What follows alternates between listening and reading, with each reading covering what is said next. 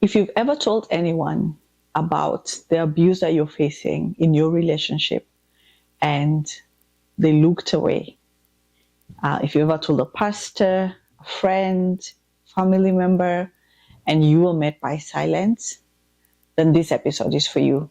Today we're going to look at how that feels and why it hurts sometimes even more than the marriage or relationship itself. The truth of the matter is that the scale of intimate partner violence is not small. It's not rare.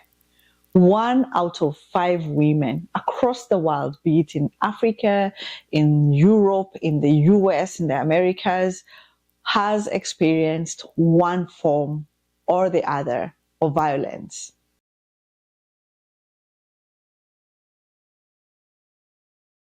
And it begins long before people notice. So abuse is not something that outside people can get a chance to know before it has gone too far. Most of the time, before outside people actually realize that there's abuse going on in a relationship, that has already gone on for too long. Sometimes neighbors and friends are alerted by the loud screams whenever one partner, mostly the male, is beating up their partner.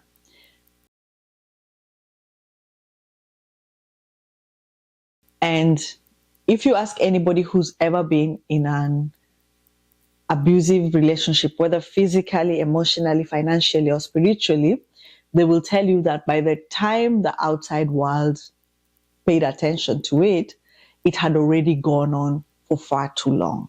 And so oftenly, the first stop is usually a family member. And you're there, you realize that, things are not the way you wanted. And you reach out and you tell your family member that you are being abused. And you're met with silence. You're met with crickets.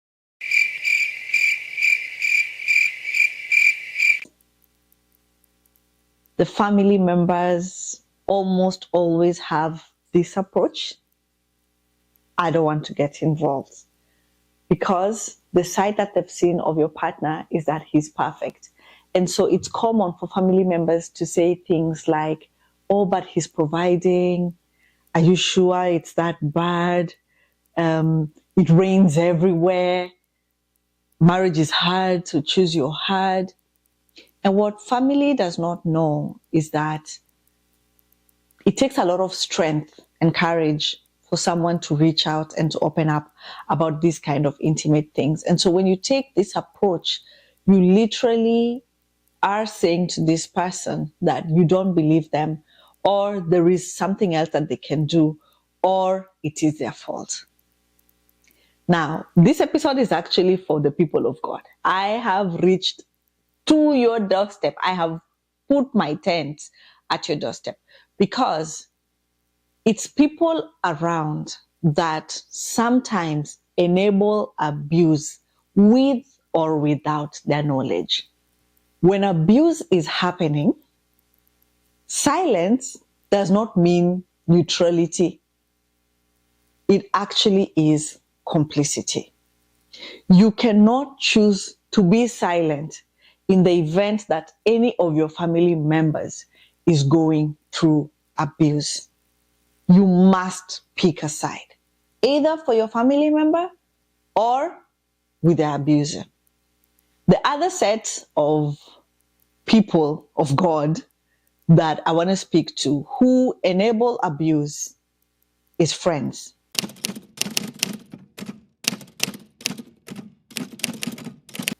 What about friends? They listen to you and then they slowly distance themselves from you. Or better yet, they go and they start to gossip you. I know a friend of mine who once shared with a friend that there was something going on, that there was some abuse that was going on in my relationship. And what they did is they went and they discussed me in a WhatsApp group that I was not part of. They discussed so many things that, of course, were very hurtful to hear. Support is not commentary. The good book tells us that love covers a multitude of sin. It covers, love is supposed to cover. It's not supposed to expose. And love does not broadcast. And here's the reality that most people do not want to accept. Many women across the world have experienced one form of abuse, one or another form of abuse.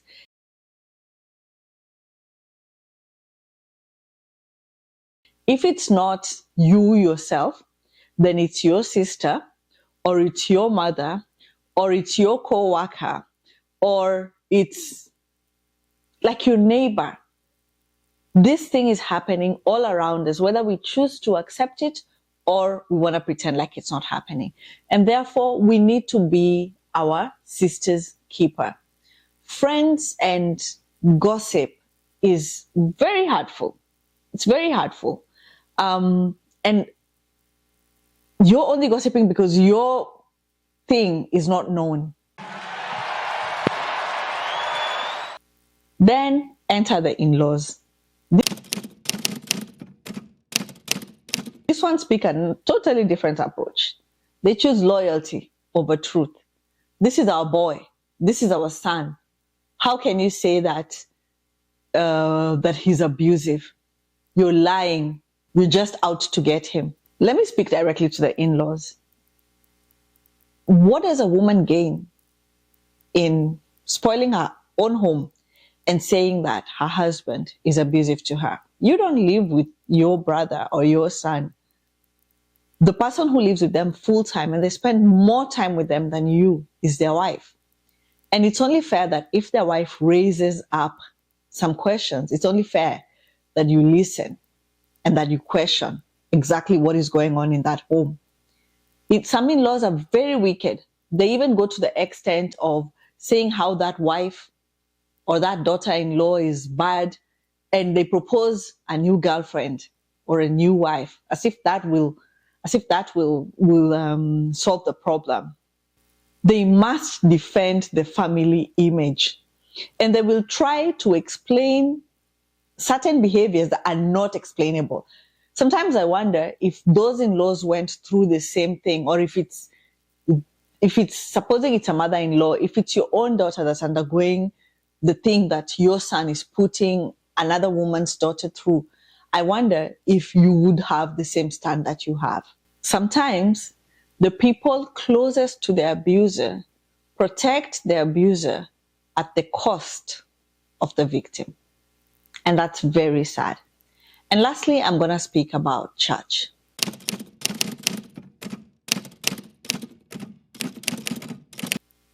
Now, this is where a lot of hurt has come through.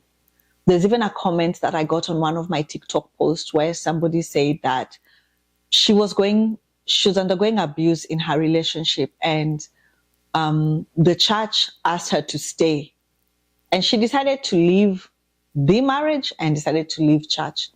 And sadly, this is the truth about churches when it comes to abuse. I don't know what is wrong with churches and acknowledging that abuse is happening. I'm not sure why Christians are like burying their heads under the sand as if this thing is very unique and this thing is not happening in Christian marriages, or as if Christian marriages are immune to abuse. And they will call it anything other than abuse. I know of a situation where somebody reached out, and this was shared to me privately, to their spiritual authority, and they let them know that they were undergoing abuse. And this is in the Christian context. And the church responded with, it's not abuse, it's a demonic attack. Other people have said that it's not abuse, it's probably cultural problems. Others have said it's not abuse, it's You didn't do premarital counseling. You need to go back. They will call it anything other than the name abuse. One of the most painful experiences is when the pastors and the church choose to preserve the marriage and to protect the image of marriage rather than protect the person. God never asked us to submit to harm. God never asked you to submit to harm.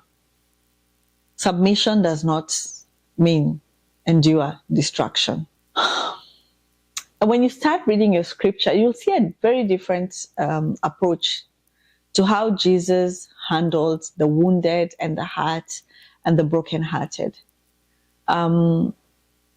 God sees abuse, and God does not agree with abuse. And he says it numerously. He mentions it numerously in scripture. Jesus always stood with the marginalized in the society. He stood with the wounded, and he, in fact, castigated the religious leaders.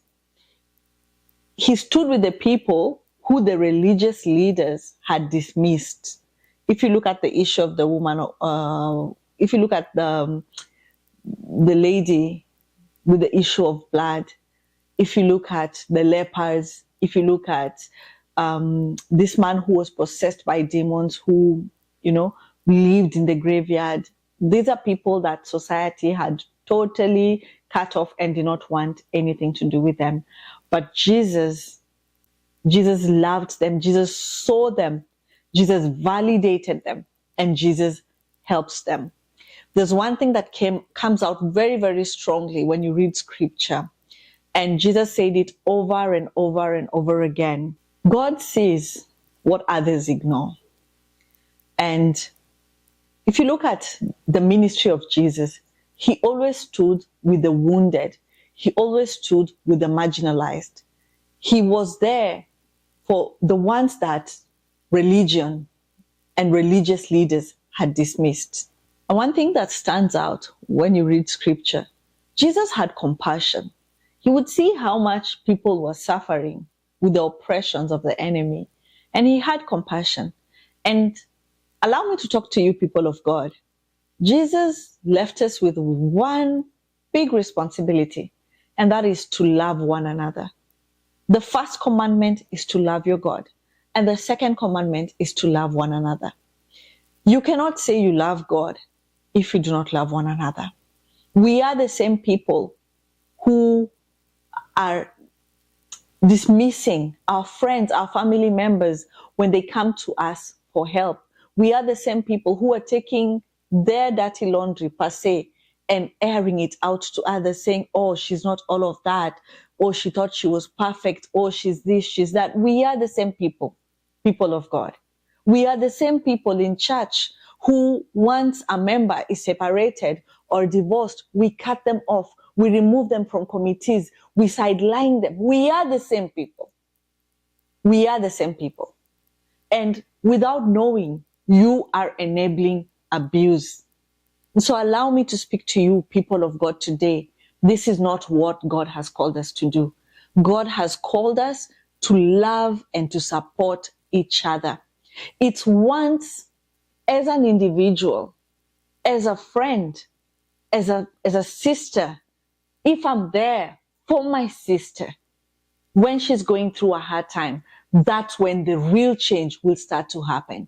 And if all of us have that responsibility, then the real change will be seen and will be felt on a wide scale.